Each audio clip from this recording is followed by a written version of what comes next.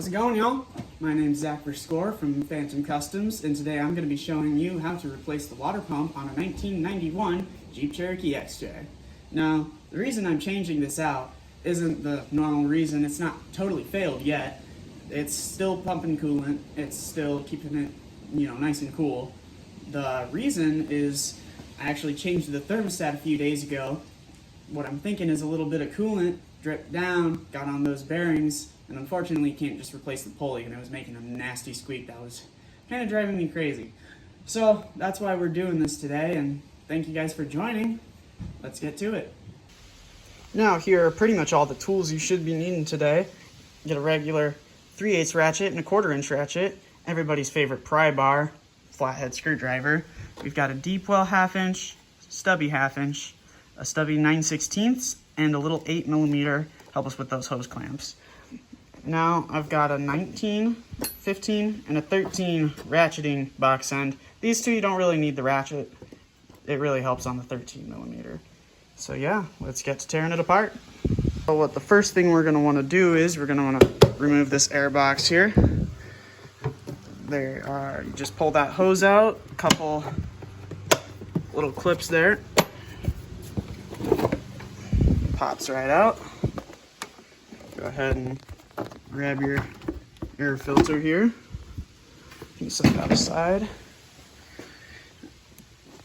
That clip, and there are 4 little bolts and they're to undo to get the air box out. You're gonna wanna do for this clip here, it's kind of a strange little hose clamp. You get your Phillips or flathead under there, carefully pop it up as to not break it.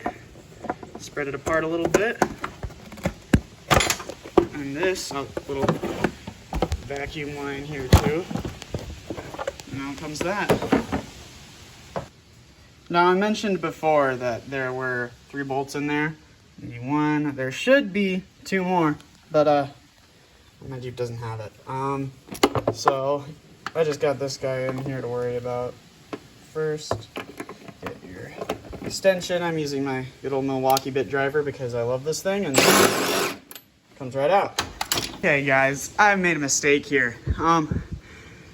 I tried to make the process go by faster of draining the coolant by just popping the hose off, and I made quite a mess. So I'd recommend just go ahead and drain that radiator. It's worth it to just do that, because that was a pain with all the cooling in the system.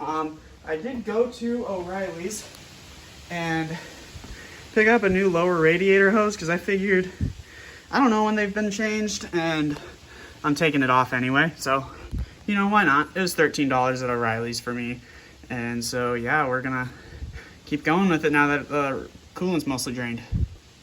Now, as you can see with that hose off, I've got the water pump basically ready to come out. I've already broken loose all of these bolts here. There are 6 total bolts. There are 4 of them are 1/2 inch, and then these 2 right here are both 9/16. And as you can see, here's the new water pump. As you can see, it's a good thing I took off that pulley because it didn't come with one. And so this is basically about how it sits on the front of the engine. So you do have these 2, or this one on the absolute bottom, which is a little bit of a pain to get to, but just a regular 3/8 ratchet with a deep well, and got it no problem. So let's get this thing off. All right, so here I've got it a bit cleaned up there. It is a 19mm or 3/4, either one ought to work. And so I'll get the box end wrench on here, and we'll get that off. Yeah, this doesn't look like it would work that great. Trying to take it off while it's still on the vehicle, actually, based on the whole thing turning. But let's take a look here. So yeah, I'm gonna spray this with some brake clean up the threads a little bit, and looks like there's a little bit of rubber on there, so I might put a little bit of pipe tape on there, and we'll get the new one in. All right, so we're all back together. Got the belt on, tensioner bolts are all tightened. I did put that idler back on, obviously. Those are all tightened. I've got my air box back on and all the vacuum connected. And now that's all done. Basically, all I have to do now, add some coolant. Probably have to burp it a little bit, but we're just about ready to roll. All right, so in case you didn't know, the coolant does go in here. You gotta burp the system a little bit just by squeezing these radiator hoses in and out like that. It just starts pumping the coolant through the system. Same with this bottom one, which is already, I can feel pressure down there, so that's not too bad. Now, one thing I did want to say, I popped my radiator cap off and she's getting a little milky.